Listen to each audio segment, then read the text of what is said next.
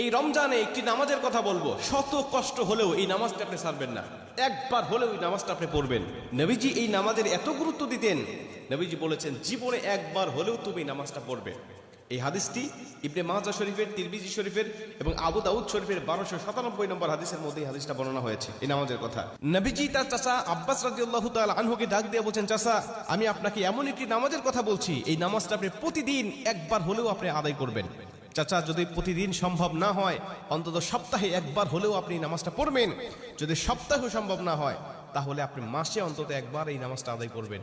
চাচা যদি মাসেও আপনার পক্ষে কষ্টকর হয়ে যায়, বছরে একবার পড়বেন। যদি বছরেও না পারেন, জীবদ্দশায় অন্তত একবার হলেও নামাজটা পড়বেন। কারণ এই নামাজটা এত পাওয়ারফুল নামাজ। এই নামাজটা আদায় করার কারণে আপনার প্রকাশ্যে অপ্রকাশ্যে যত গুনাহ করেছেন, আপনার ইচ্ছায় অনিচ্ছায় যত গুনাহ করেছেন, আপনার অতীত জীবনে যত গুনাহ করেছেন, সব গুনাহ আল্লাহ আপনাকে ক্ষমা করে দেবে। চাচা এই নামাজটার নিয়মটা একটু ব্যতিক্রম। এই নামাজটাকে বলা হয় সালাতুত তাসবিহ। এই নামাজের মধ্যে অতিরিক্ত কিছু তাসবিহ পাঠ করতে হয়। সুবহানাল্লাহ, আলহামদুলিল্লাহ, লা ইলাহা ইল্লাল্লাহ, আল্লাহু আকবার। এই চারটা তাসবিহ একত্রিত করে সুবহানাল্লাহি ওয়াল হামদুলিল্লাহি ওয়া লা ইলাহা ইল্লাল্লাহ আল্লাহু আকবার, এই তাসবিহগুলো, এই বাক্যগুলো এখানে পাঠ করতে হয়। 4 রাকাত বিশিষ্ট এই নামাজ সালাতুত তাসবিহ 4 রাকাত পড়তে হয় এক নিয়তে। 4 রাকাত নামাজে প্রতি রাকাতে 75 বার করে করে মোট 300 বার এই তাসবিহটা পাঠ করতে হয়। সুবহানাল্লাহি ওয়াল হামদুলিল্লাহি ওয়া লা ইলাহা ইল্লাল্লাহু আল্লাহু আকবার, এই তাসবিহটা, এই দোয়াটা 75 বার করে করে প্রতি 4 রাকাতে মোট 300 বার করে আপনি পাঠ করবেন। কি নিয়মে পাঠ করবেন আমি আপনাকে নিয়মটা শেখাচ্ছি। আবু দাউদ শরীফের 1297 নম্বর হাদিসের মধ্যে যে নিয়মটা এসেছে, আমি এই নিয়মটা আপনাকে শেখাচ্ছি। আমাদের সমাজে আর বেশ কিছু মানুষ বেশ কিছু নিয়ম বলে, কিন্তু আমি আপনাকে হাদিস থেকে সরাসরি নিয়মটা জানাচ্ছি। এটা আপনি রেকর্ড করে নেন, খাতা কলম থাকলে লিখে নেন।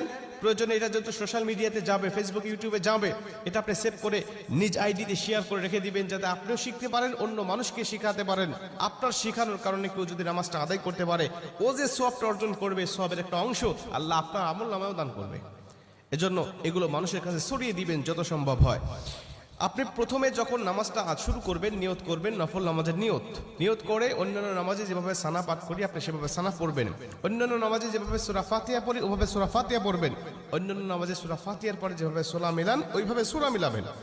সূরা মিলানোর পরে রুকুতে যাবার আগে দাঁড়ানো অবস্থায় আপনি 15 বার এই তাসবিহটা পাঠ করবেন। সুবহানাল্লাহি ওয়াল হামদুলিল্লাহি ওয়া লা ইলাহা ইল্লাল্লাহু আল্লাহু আকবার, এই তাসবিহটা পাঠ করলেন 15 বার। 15 বার পাঠ করার পর আপনি রুকুতে চলে গেলেন। রুকুতে গিয়ে রুকুর যে তাসবিহটা আছে, তাসবিহটা পাঠ করার পরে সুবহান রাব্বিল আযীম বলার পরে আপনি এই তাসবিহটা আবার পাঠ করবেন 10 বার। সুবহানাল্লাহি ওয়াল হামদুলিল্লাহি ওয়া লা ইলাহা ইল্লাল্লাহু আল্লাহু